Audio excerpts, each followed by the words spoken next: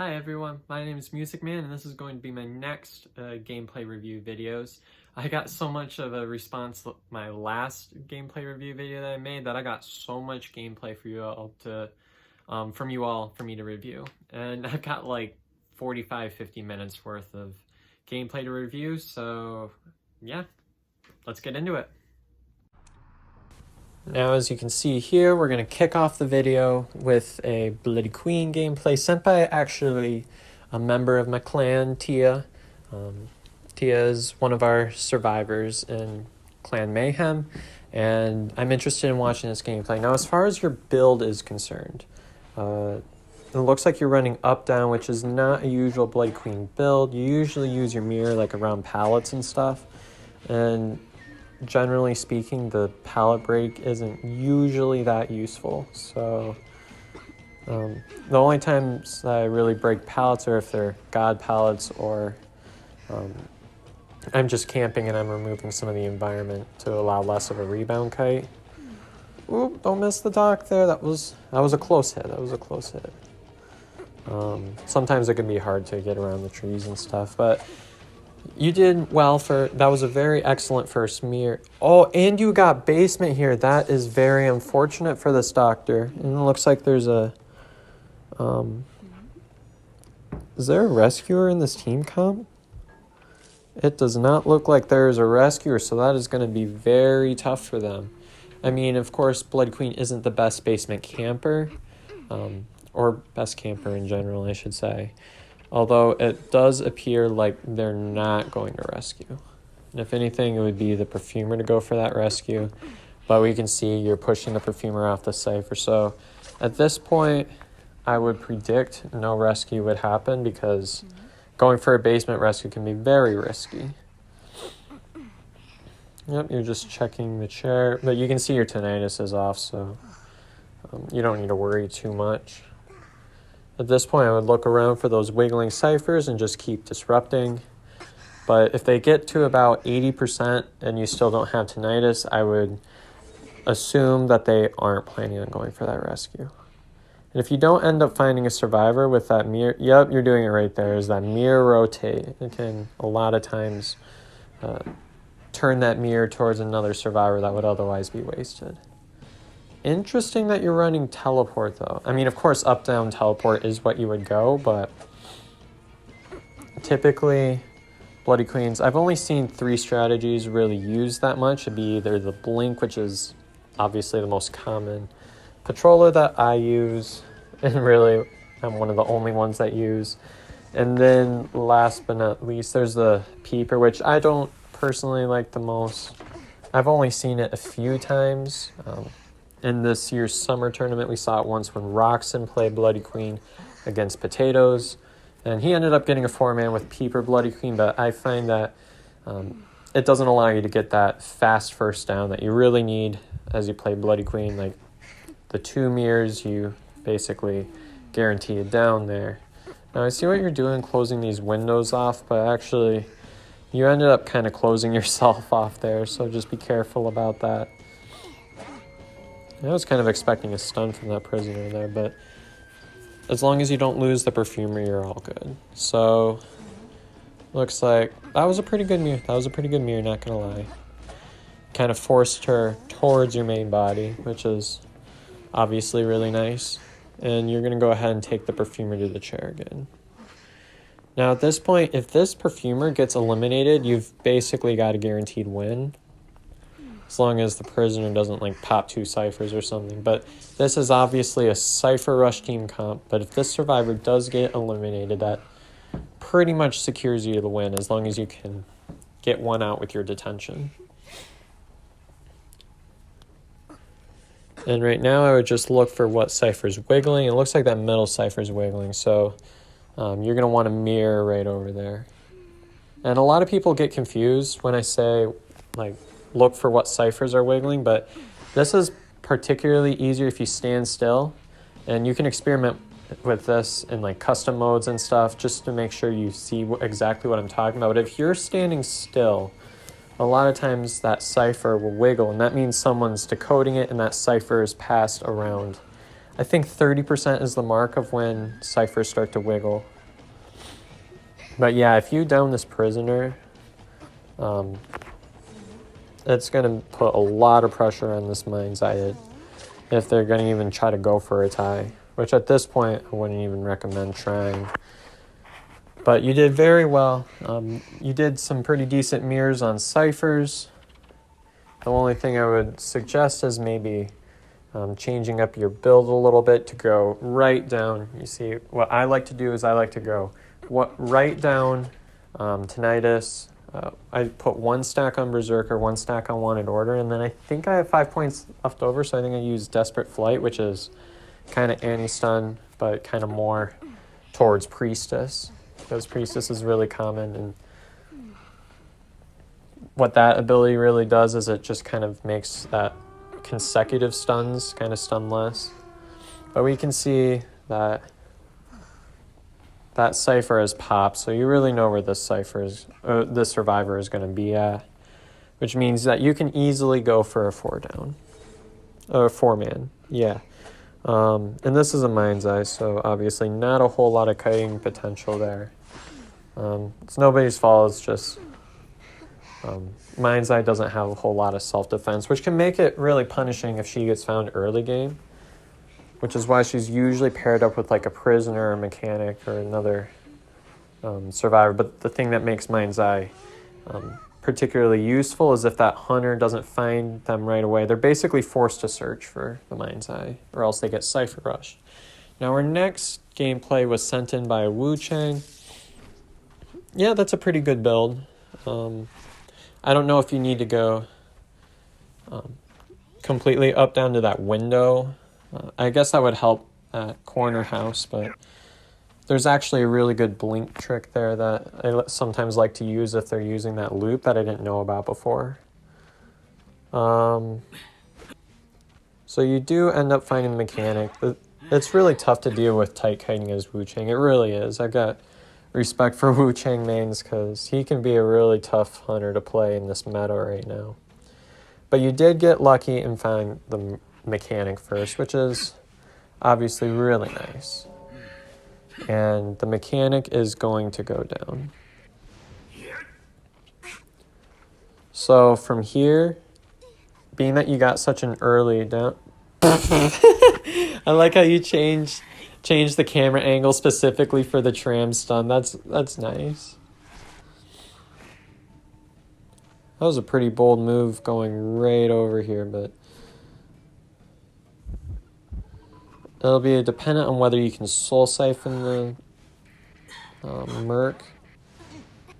It doesn't look like the soul siphon went through, but now I probably would have prioritized the double. Oh wait, you did get a double hit on the Merc. Okay, I must have missed that.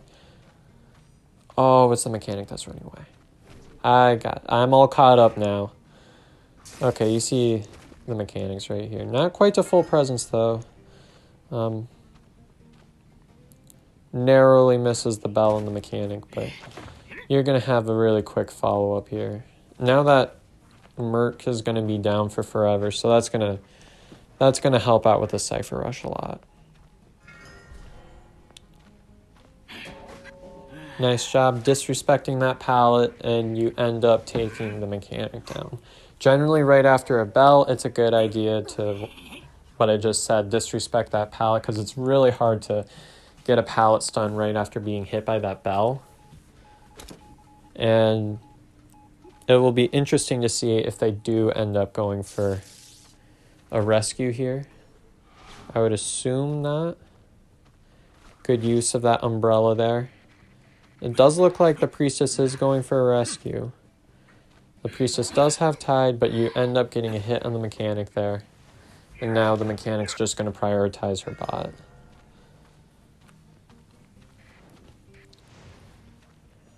Overall, you're doing a really nice job this far. Not a whole lot of tips so far. I would have put the mechanic on the chair at this point. You ended up getting that fast down, but if Priestess had portals set up, that would have made it much more difficult for you to get that down. But You do a nice job here. Also being that there's... Oh, wait a second. I thought there were less ciphers remaining than that. You're all good. But these ciphers are being really close to finish, so that's something to keep in mind. There's 2 that are about to pop that the prisoner could pop there. Yeah, that one's almost done. Break the prisoner connection, of course. And, yep. Yeah, there's 2 that are about to pop. This is looking to be close to a tie, which, for me personally, on Ever Sleeping, I am perfectly happy with, unless I need something more for a tournament or something. That was a good stun by the prisoner.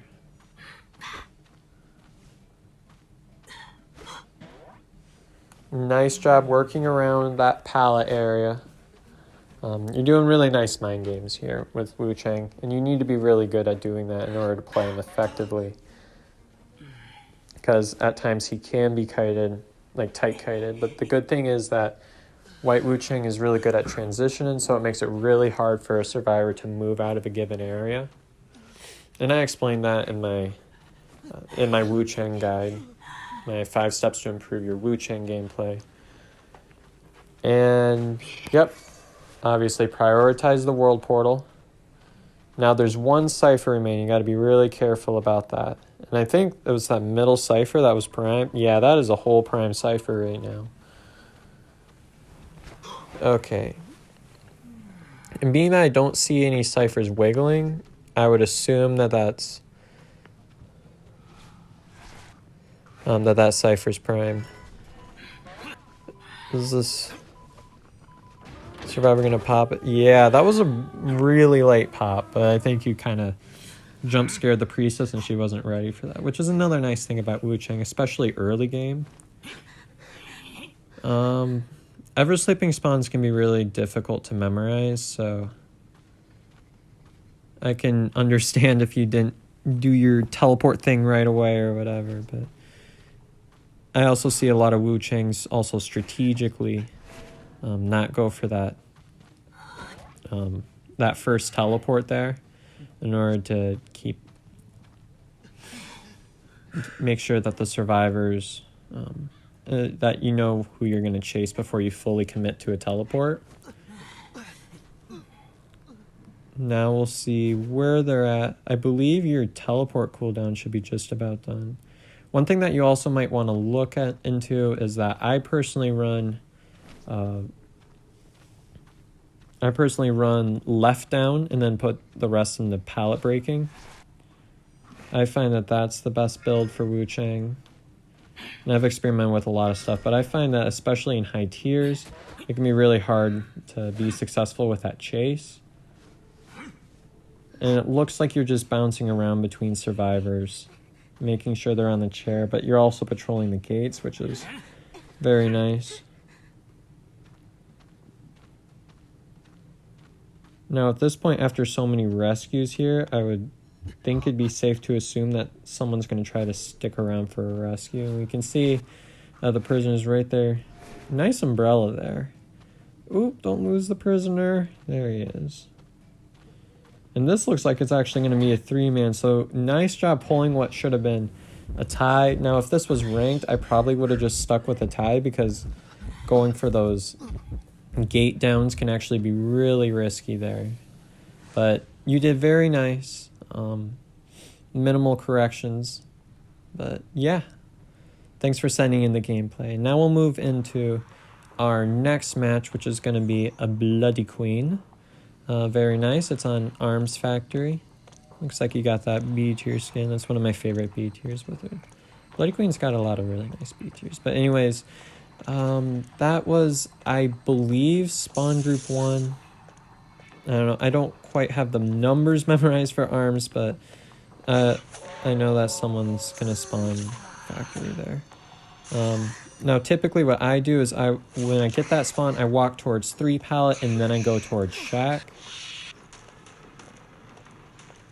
Oh, wait, you did get that Terror Shock on that. That was a very beautiful first mirror.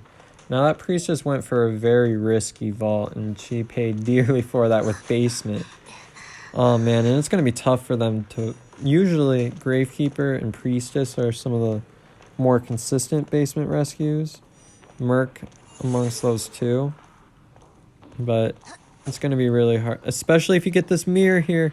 If you get this mirror here, that's going to make rescuing in basement very difficult. Now what you can do here is you can actually body block this window to stall him out more. And we can see that he's probably going to focus on vaulting this window. Oh, and we can see you are doing that window block technique. So that forces that mercenary to go around.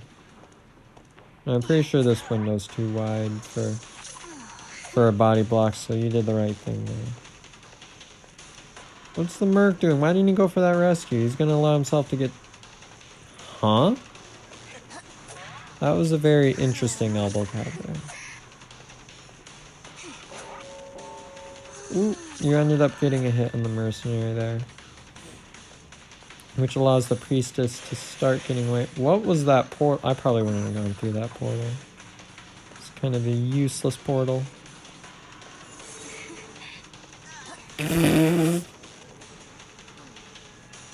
That portal in the basement, that was kind of funny, I'm not gonna lie. Well, now you know Priestess is out of portals. She just placed 3 consecutive portals. So not a whole lot to be worried about now. Ooh, I think that was a blink there, that miss. It looked very close in my opinion. And you're gonna get the down. Ooh, don't miss the mirror there. Survivor's right in front of you there. Nice down. And that was after half, so the survivor is going to be eliminated. Now there's 2 ciphers remaining.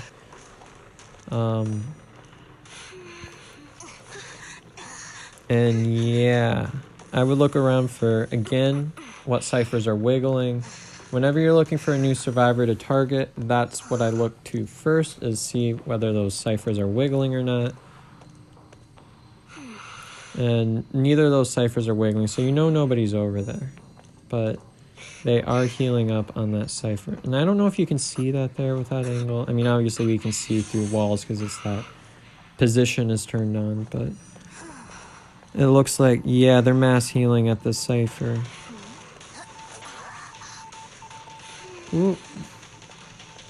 The prisoner is obviously the best target for you to go to at the moment. But he is transitioning to... Never mind, he's going to no man's land. That's a pretty bold move. And all these survivors are trying to rush this cipher when it's not even close. You know what you can do here if they're going to keep doing things like that is you can, I guess, just keep turning back and stuff. Yep, break that prisoner connection. Nice job. And I think that seer is gaining stacks is what he's trying to do. Yeah, pull him off that cipher. Oh. Now that seer wasted an owl there. It'll be interesting to see what you do from here, though. Oh, I don't believe I also saw your build there. Depending on your build, you might be able to switch to abnormal or not. And I think you had blink before. I think we saw that before. We can see mercs here. Come on, elbow that pad, dude. You got your elbow pads. You gotta use them. I can see what you're doing there, but when he starts running at that 45-degree angle backwards, those can be really hard mirrors to hit. I'm not gonna lie. Once they start fooling with your depth perception, it takes a lot of practice to be able to, I guess, try to predict where you have to be at in order for the survivor. You can see they're regrouping, but in order to see where that survivor is going to be at and when it will collide. And we can see you are committing to this merc, who is for some reason... Nice blink there. That was a very nice blink. And this merc should have used his elbow pads a long time ago. Nice hit on the merc. Now you're going to force a rescue here. Oh, looks like again with that up-down, which means you most likely do not have Trump's card, which you really need for the end game to either switch to teleport or switch to abnormal. Let's see. And you can see they're decoding at arms. I don't know if that cipher's wiggling or not. My screen that I'm looking at is too small to be able to tell. But we can see prisoner's obviously not going to be decoding here. So I think chairing the prisoner is a smart idea. And it looks like he's going to get basement. That's going to be really tough on them. Now, depending on whether that seer was around you long enough to get that owl. Oh, you're going for the first chair there. And I actually did this once on stream where I was able to blink through that wall there to be able to get a terror shock. It's so satisfying when that happens, but it's kind of difficult to pull off and requires a lot of timing. But if you do that, you'll get a terror shock no-hit recovery. But at this point, the seer should be the one going for the rescue. But if you get this early hit on the seer, it's going to be really tough for them to rescue. And it's going to be after half, too. Yeah, I would look at what that cipher's at. They seem to be really liking that cipher, which would make me... yeah, you can see that's almost primed. And seer's over here probably going to try to rush this cipher. Now, that's very close to being primed. And they are going to pop that cipher. All right. Now, a lot of times what I do is I wait to mirror until after the speed boost is gone. But this isn't going to be the first time the seer's on the chair. It's looking like a tie here, unless you can get to that gate there.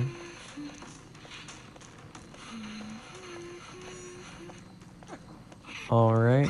And we could see a survivor's going towards the gate there, and the one's sort of going to the middle, probably preparing for a rescue. And it looks like we're going to be put in a similar situation to last match. That prisoner should have continued on the sandbags there. But that prisoner, I believe, is dead on chair, if I'm not mistaken, from being in basement. Let's see if I was correct about that. Yes, that prisoner was dead on chair, and they just rescued. And I think you can see that merc in the distance there, so... that is a good mirror. That was a very, very powerful mirror. Now, one thing to think about is whether... okay, if that merc had elbow pads still, he should have used them at that point.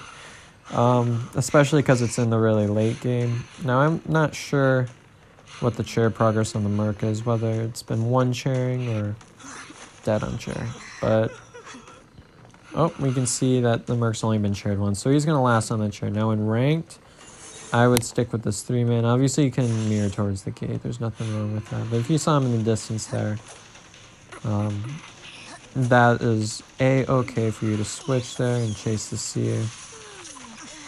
He gets the Palestine on you. Yeah, that was a bit too big of a distance for a blink there. But either way, you're right on the seer's tail, so it's not too punishing, especially at this stage in the game. And that is going to be a 4-person elimination. So, I mean, just a few tips. Again, looking at the build, not going up, down. I'm going right down instead with blink or patroller or something for chase is nice. Now we can see we're onto a photo. You can see we've got a little bit of a frame rate thing going on, but...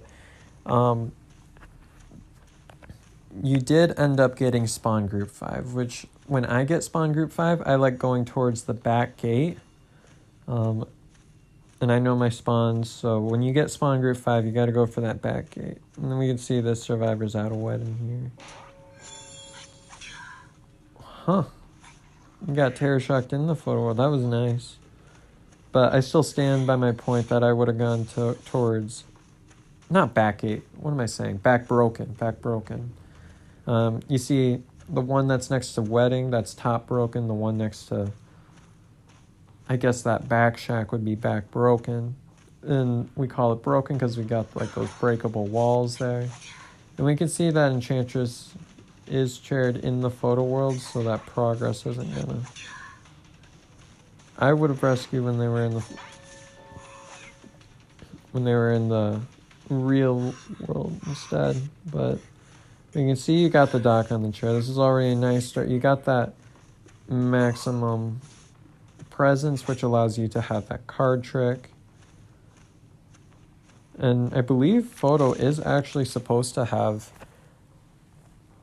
a buff in the future, sometime in the near future. So I'm really excited to see what they would do for him. Hopefully something for his chase, since that's what he really needs. But anyways, we can see that there is going to be a rescue. Embalmer going for the rescue. I mean, it's a photo, so anybody really can go for that rescue. But you can see that's after half. And now that Doc is dead on Cher, so... Ooh, you're going pretty deep on that double hit there. Let's see if that Embalmer goes for that hit. But just make sure you don't lose the Doctor. You got to keep track of where that Doctor is at. What is the Merc doing here? Alright. We can see you found the Doc again. I don't know if you ever lost the Doc. I lost the Doc in that process, but we can see Doc is going to be eliminated. 2 survivors injured, so if you end up getting that Merc, it's actually going to be very punishing if you get a hit on him there. Yep, and you can see you're going for the Merc there. You know where he's at from where he was before you took the photo. So if you take that Merc to the chair, that's going to be really punishing for these survivors. And I'm assuming you know this since I've seen you card tricking a few times, but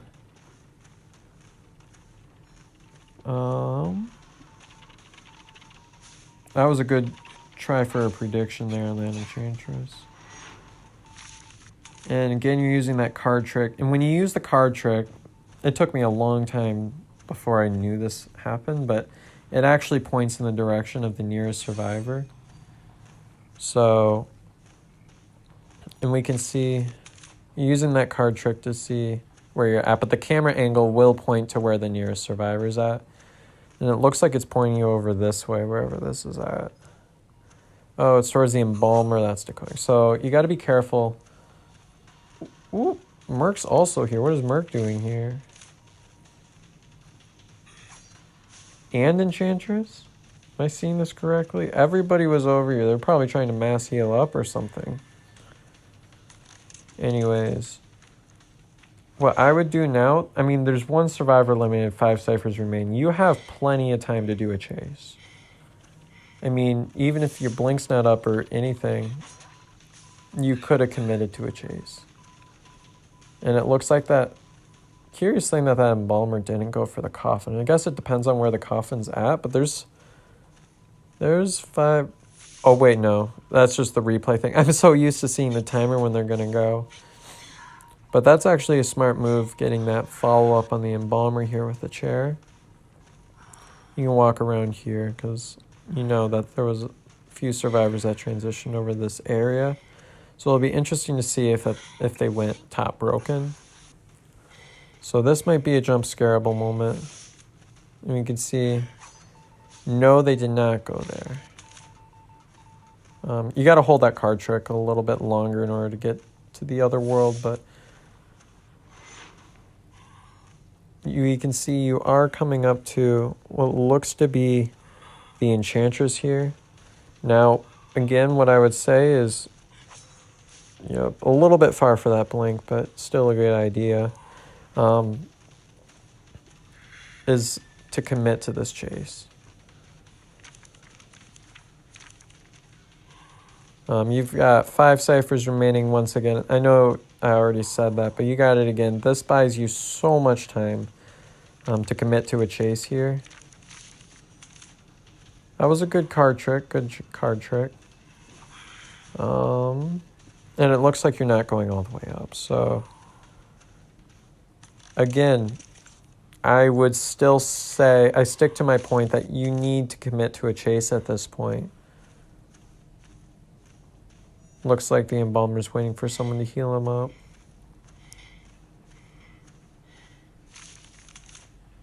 We can see it's pointing over towards back gate. And we can see that the Merc is there. and he's going to go down. You're going to be able to put him on another chair again, but until you find someone in the real world, you're not going to be able to actually chair them in the real world, and they're just going to be able to heal up.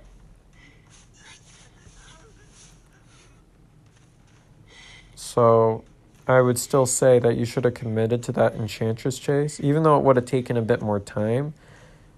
You can see that the Embalmer and the Merc were both one hit, so after you get that down, they're going to have to heal up before going for a rescue, which suggests a rescue after half. Again, going for those jump scares. It looks like they are going towards top broken. This is the top broken area. I think I said that already, but just to reestablish that. And we can see the camera angles being changed by where the closest survivor is at. You're going through a wedding.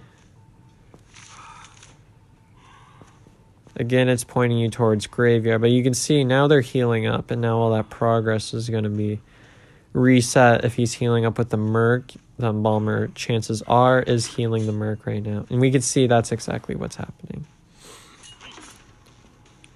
Oh, they were all there. So now what I would do is, you really have to commit to a chase at this point.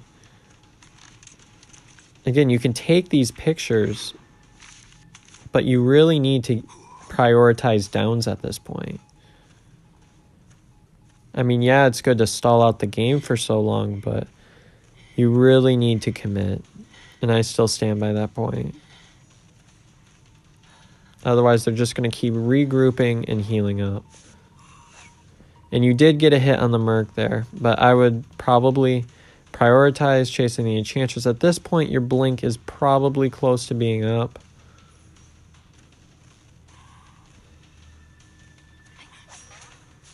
Nice, you finally got a down on the Enchantress. And you can see,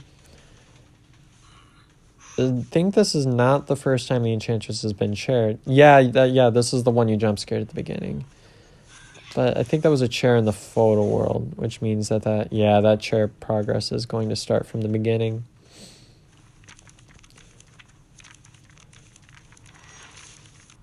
Nice job mind gaming. Now the Embalmer is going to be the only one that can commit to a rescue. And I think that's exactly what we're going to see. Merc is here, which is very interesting. It's a very risky move. But now you can see nobody's decoding, so you did get a hit on the Embalmer, which will be nice for a follow-up rescue. But I would still commit to this Enchantress, and we can see that's exactly what you're doing. Even though Enchantress can be a really tough chase, you still got 4 ciphers left and 1 survivor eliminated, which is going to buy you so much time. Where are you going? You gotta commit to the Enchantress. Okay. You're prioritizing the photo, but once again, I mean, that Enchantress has already been chaired before. And everybody's injured. So, I mean, I think I could see what you're going to try to do here with the jump scare. You did get a Terror Shock, but if this was my rank session, I would have gone for that Enchantress. There's 4 survivors left, and only 2 survivors that would have even the possibility of decoding, even though they would probably be prioritizing healing, which would actually buy you so much time. And you can see you're doing fancy card trick stuff. You do have the Merc on chair, and it's going to be really hard for them to pull off a rescue. Enchantress doesn't have stuns, and oh, they did heal up, and Tinnitus is off, which does suggest that a rescue could be possible before half.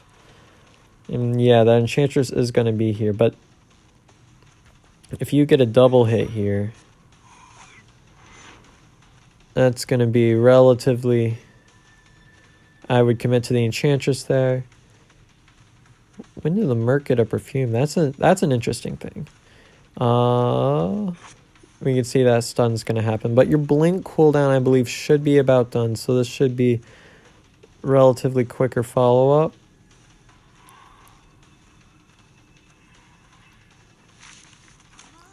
Good card trick there. Good card trick. Oop.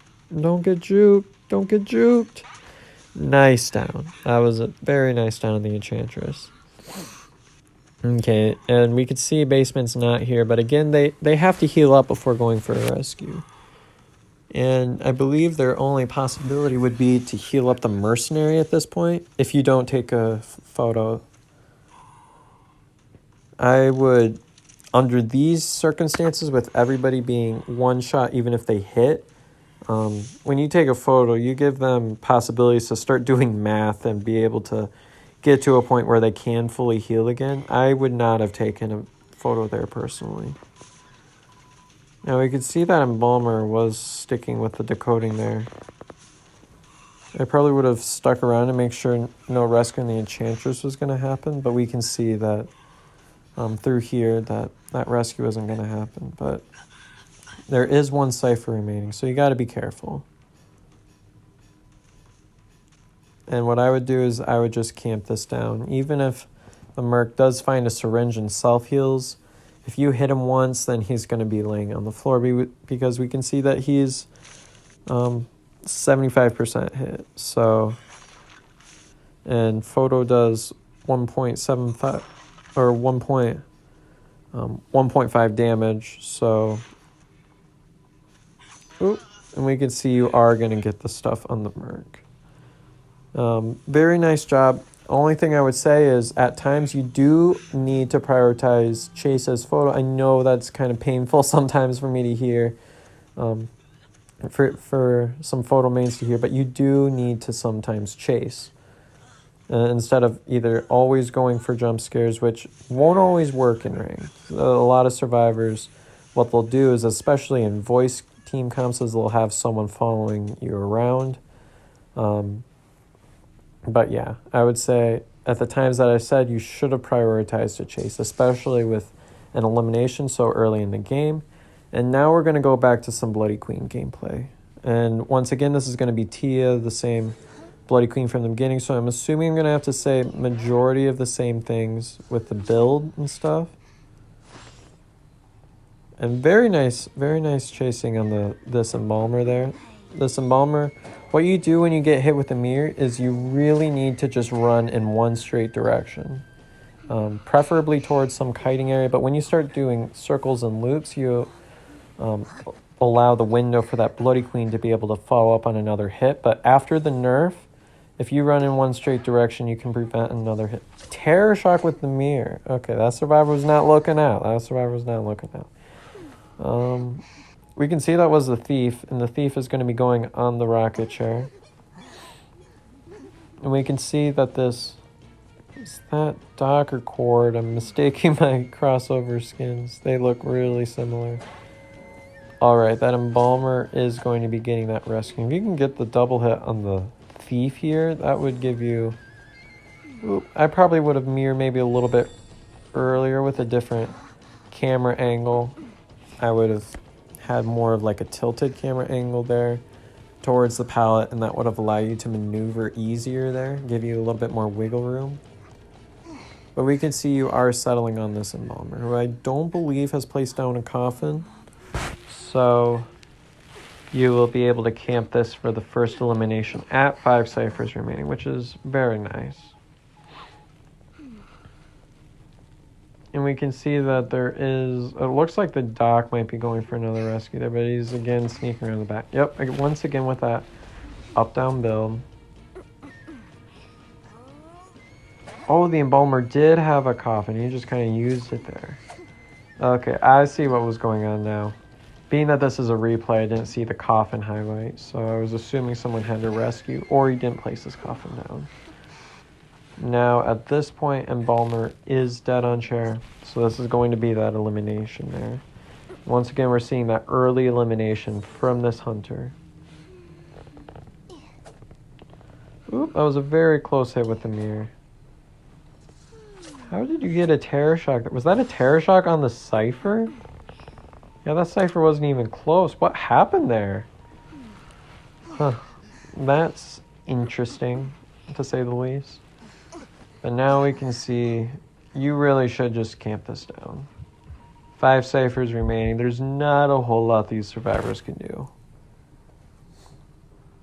And we can see that survivor rate next to you is being decoded, so I would have probably prioritized mirroring over to that cipher. Even if you don't want to leave the chair and fully commit to it, you can still mirror over there and pull that survivor off the cipher. Especially if, yeah, I was going to say right when that cipher pops, dungeon spawn opens, which allows for more of a possibility of a one-man there. And if you're going to be gifted free hits like that thief right there, you should go ahead and take advantage of those hits. And you saw you took an attempt at that before, but you still had eyes on the prisoner there. And this would be a mirror moment. Again with that pallet breaking, which is working out really nice for you, but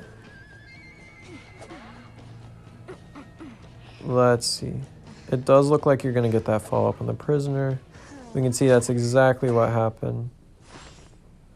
And Doc is trying to heal up. I do not recommend that.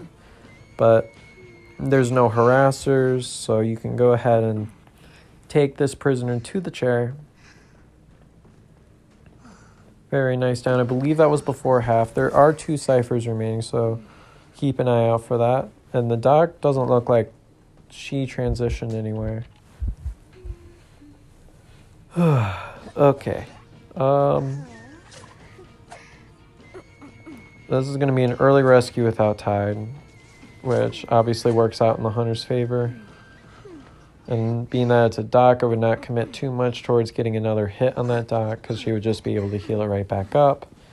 And now I would see that that cipher's wiggling. I mean, Doc's obviously going to be close by, but I like disrupting the decoding more. Oh, that Doc did fully heal up, so now you do for sure need to go for that second hit on the Doc. And this would be a good moment to mirror and cut her off from the arms factory. Not the arms factory, the factory right over here. You know what I mean. And oop, there's that down on the Doc. Okay.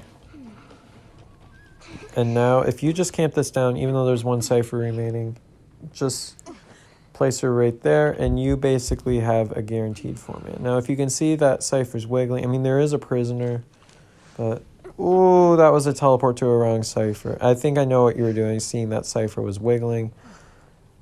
But again, I'm gonna say this again. I would prioritize bringing Blink or Patroller. I mean, Peeper's a viable option too.